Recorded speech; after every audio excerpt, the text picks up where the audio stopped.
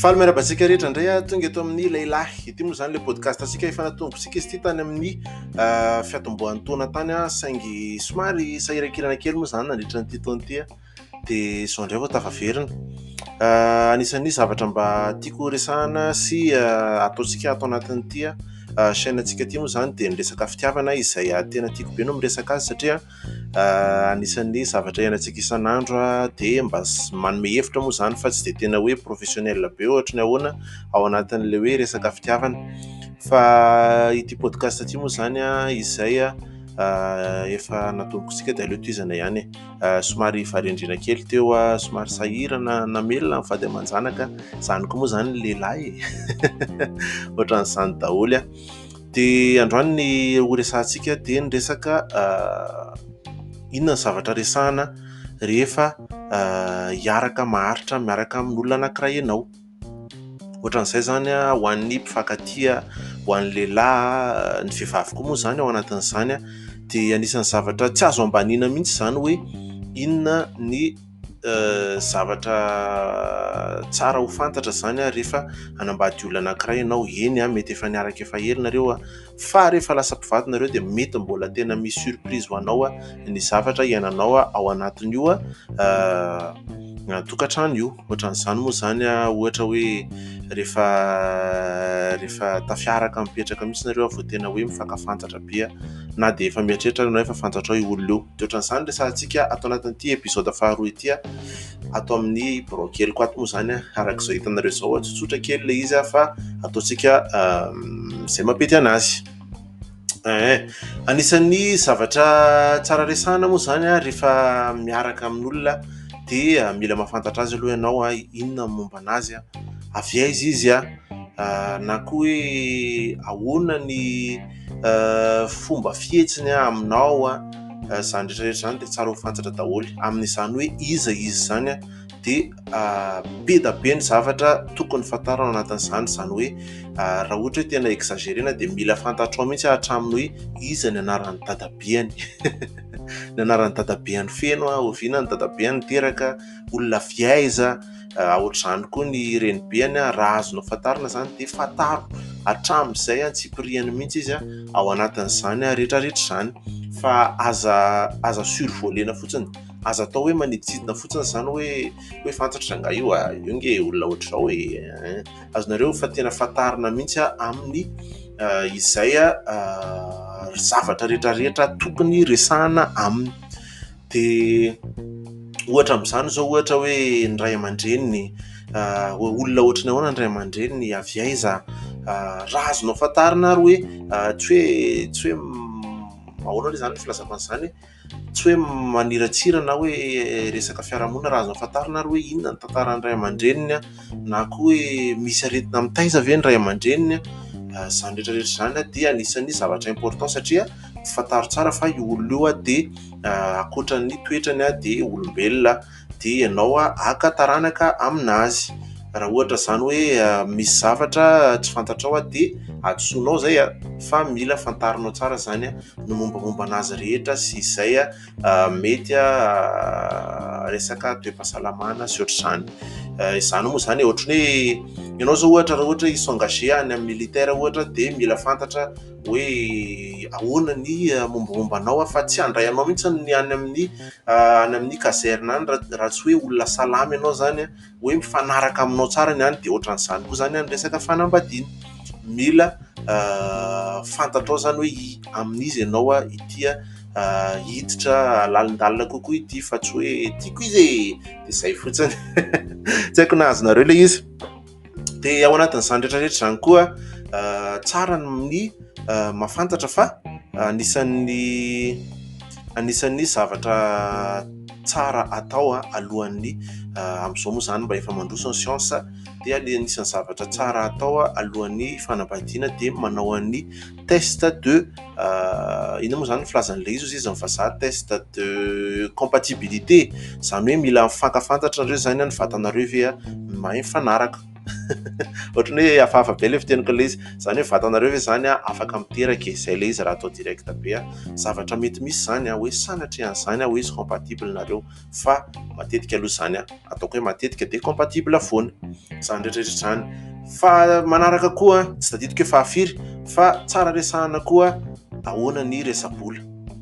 Matetika sika rehefa miaraka amin'olona tsy fantatritsika hoe ahoana olona ohatrany ahoana zany ty iarahanao ty mety fantatrao izy tia vola ve izy sa tsy tia vola ve izy, anjaranao zany no mahafantatra an'izany. Resahanao anazy hoe ahoana ny andoavantsika amin'ny facturantsika, ianao ve andray anjara amin'ny facturantsika, so de ohatra hoe le vehivavy hoe za tsy miasa zany fa ianao miasa de ianao mandoa facture rehetra fa za manao shopping fotsiny, de anjaranao misafidy raha manaiky an'izay ianao raha tsy manaiky an'izay moa zany ianao de mila resahana zany, mila resahana hoe ahoana ny fandoavantsika amin'ny facturantsika, ny jirama, électricité ao anatiny any moa zany, de ny ohatra hoe ny canal plus tsy fantatro hoe ny varoanina akoatran'izay zany moa varoanina efa ao anatiny daholo zany ny loka ahoana ny hitadiavantsika n'izany rehetrarehetra zany mila resahana tsara zany alohan'ny hiditra ao anatin'ny fanambadiana.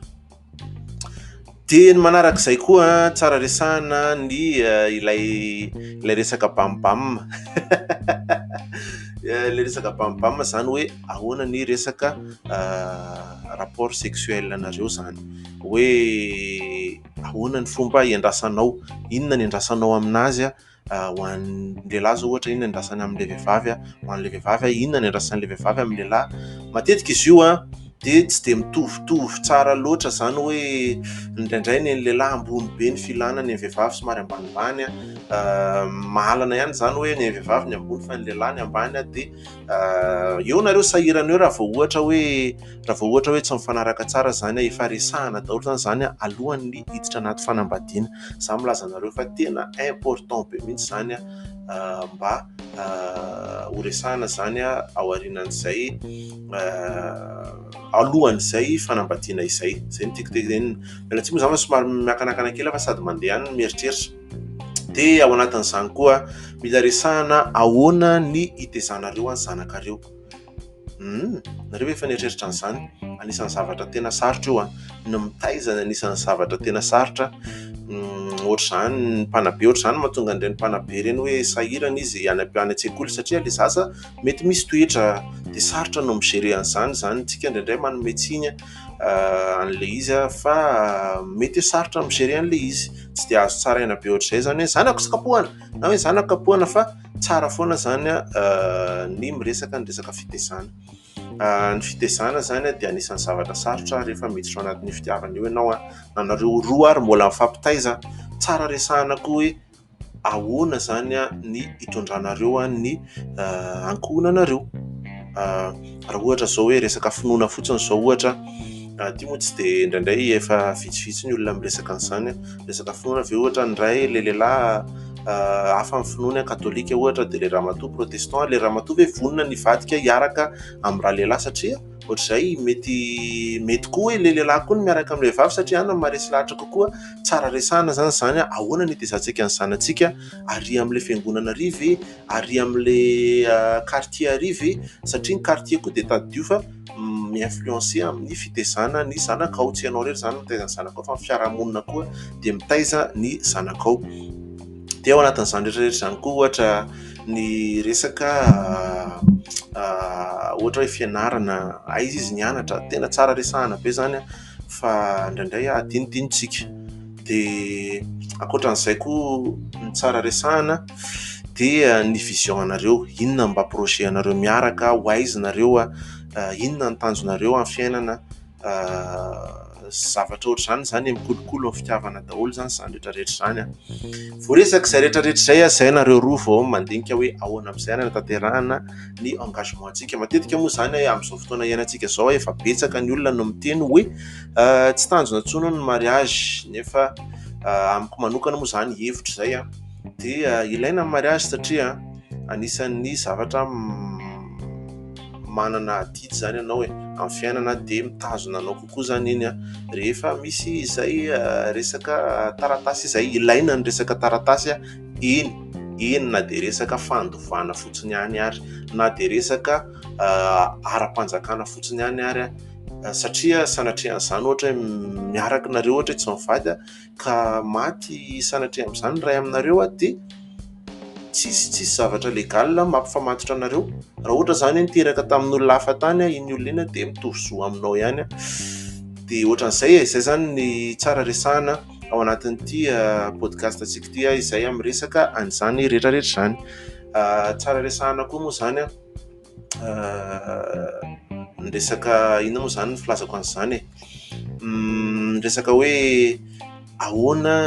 ny fomba fitondranareo mba ohatra hoe misy karazana rituel kely izay efa hoentinareo eo amin'ny fiainana dia avy eo nareo afaka mandroso milamina tsara ao anatin'izay fiarahana izay. Aza dino be da be ny zavatra tokony resahana rehefa isongasy amin'ny olona anankiray ianao fa aza tonga dia milatsaka tsisy paraozy izy ry zalahy zay. Resao daholo izay azo resahana ninona resao daholo raha tsy mampilamina ny sainao fa nareo ny hiaraka mandritra ny fiainana dia sarotra be zany hoe misy surprise zany dia aza diny koa ny mametraka ny fiainana eo amin'Andriamanitra raha ohatra hoe mpino ianao dia zay dia mirary soa anareo misaotra anareo ny eno an'ity podcast antsika ity dia misy episode vitsivitsy moa zany mandeha ato amin'ny vidéo dia azonareo ianona amin'ny Spotify ny audio dia zay mirary soa antsika rehetra ary